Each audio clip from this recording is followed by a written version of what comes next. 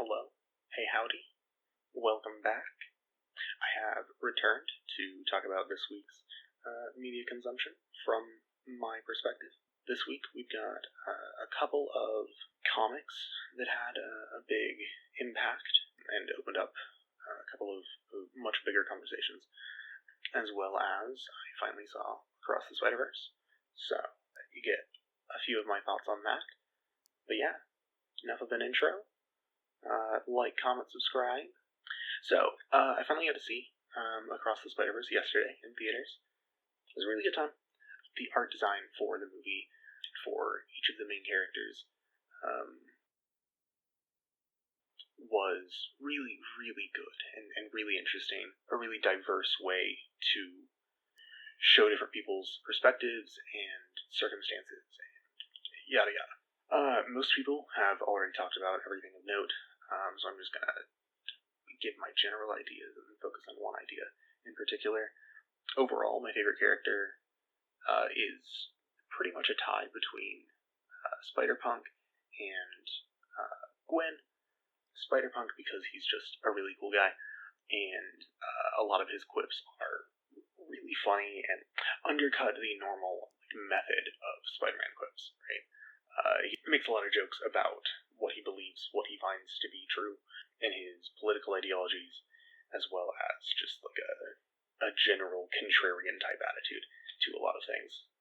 Miles comments that he doesn't really make a lot of quips like everybody else, and Hobie, being Spider-Punk, just responds with, "I don't believe in comedy," and it just, the way it's delivered is very fun.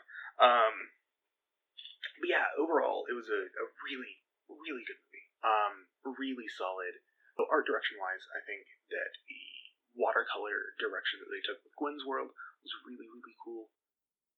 And it lends a lot to her, like, artistic personality, without kind of forcing her into any boxes, which is a running theme.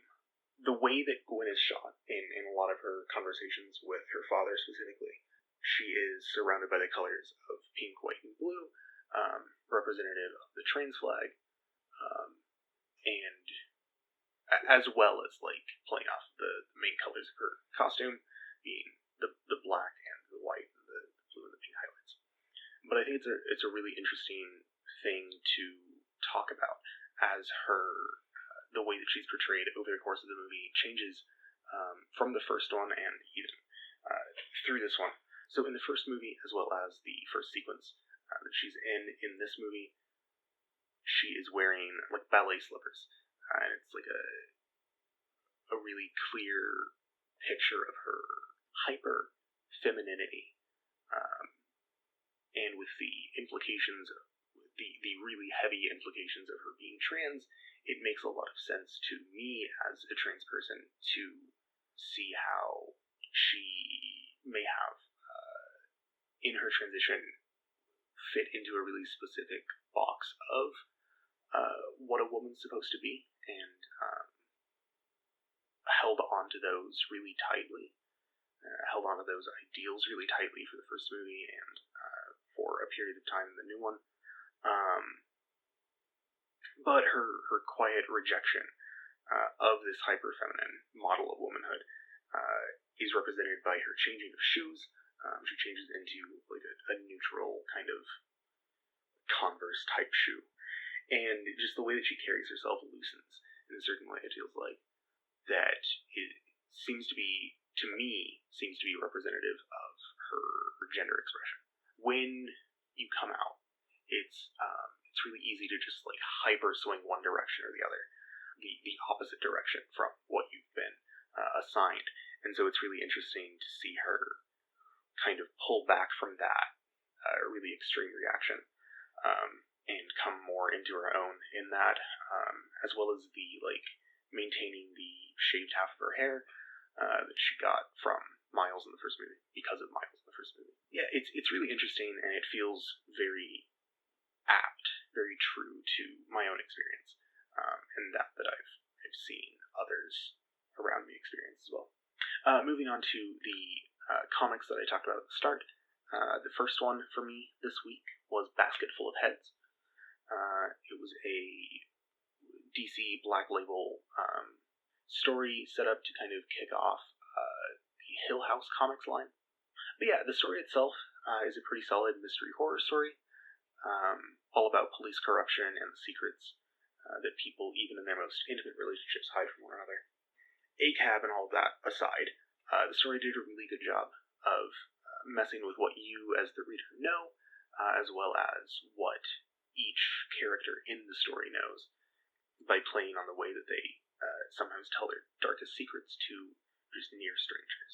The story follows a girl and her boyfriend who is like a summer intern kind of thing at a small town police station, and he finds himself learning a lot about kind of gnarly secrets about people that just kind of see him as a coworker that's here for a summer and then gone, but for whatever reason they share things they hide from the public with him. It's a really interesting example of that kind of weird behavior that you sometimes take, where strangers suddenly know something about you that even the people closest to you didn't. Whether that's as innocuous as like a random story you just never happened to tell, or something much more serious and darker, as is the case in this story. But there's a certain lyric from a La Dispute song called "For Mayor in Splitsville" that was rattling around in my head for most of the story.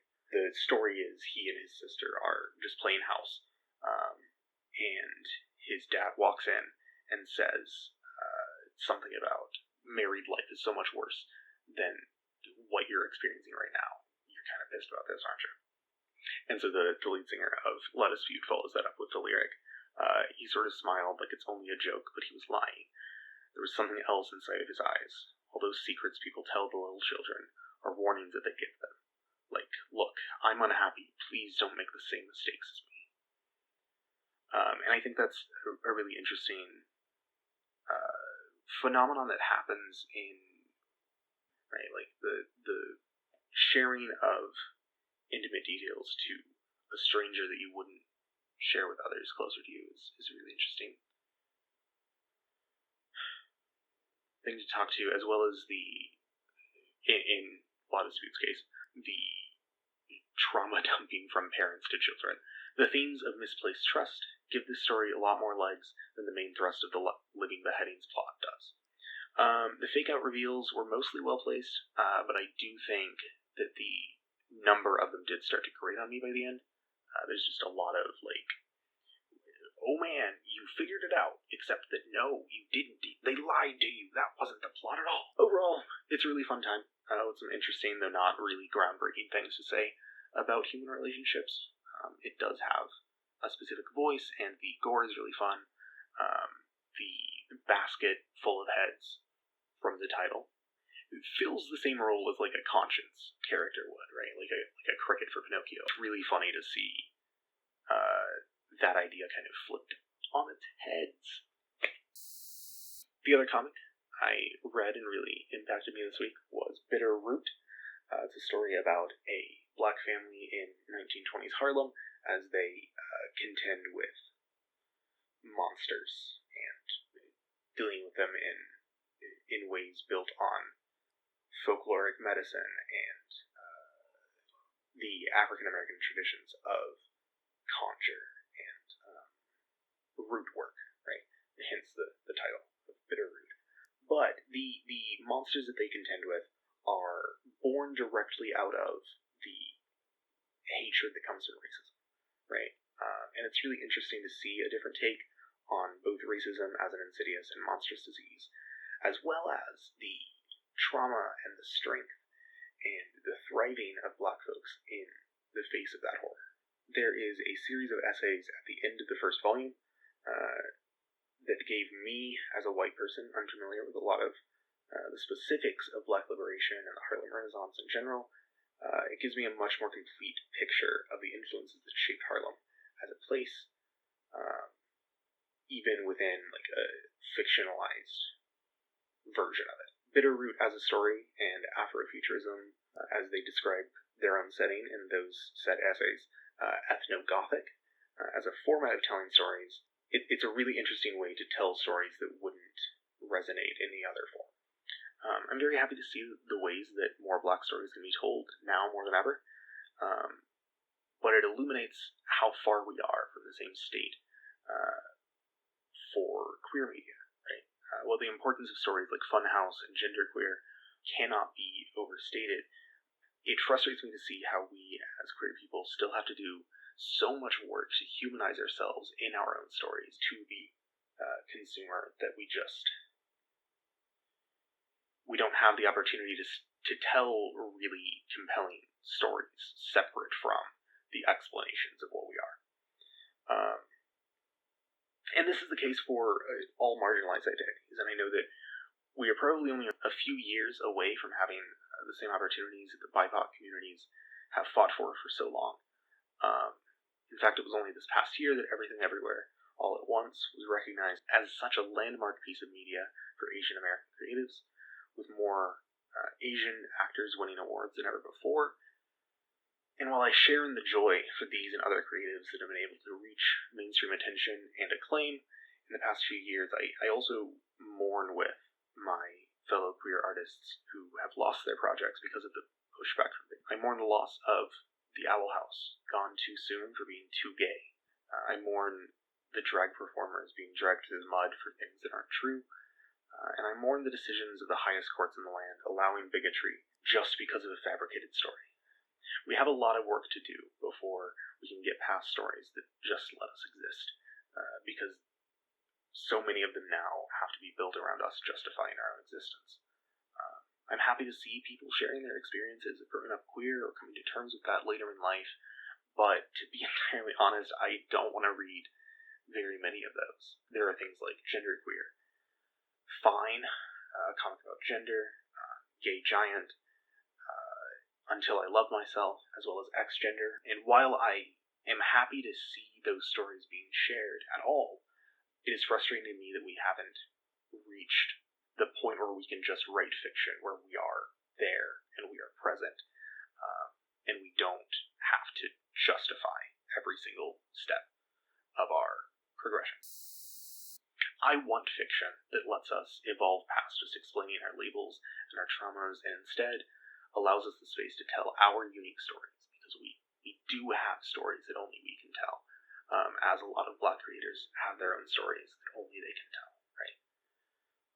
Just as Octavia Butler created stories of Afrofuturism years before they were widely recognized, before Black Panther, before Wakanda, before things that have now been very impactful in how we conceive of Black stories in the modern day, Octavia Butler paved the way for a lot of that. And I know that there are a lot of queer people doing the work right now. I just don't know who they are. I haven't seen it, and I want to. So if you, as a viewer, have any recommendations in that realm, please let me know in the comments. For now, I'll wait for a day when our queer stories are not relegated to just saying that we exist, and I guess I will take what I can get now. Anyway, that larger conversation aside, the artwork of Bitterroot, the storytelling of Bitterroot, the complex family dynamics, and how they love each other is really interesting, and I'm really excited to read more of the story and to have this place to share my thoughts as they continue. Yeah, with all that said, that's about it of note for me this week. Yeah, leave a like, leave a comment, leave a subscribe, something, all the YouTube things. I don't have an ending, so toodles.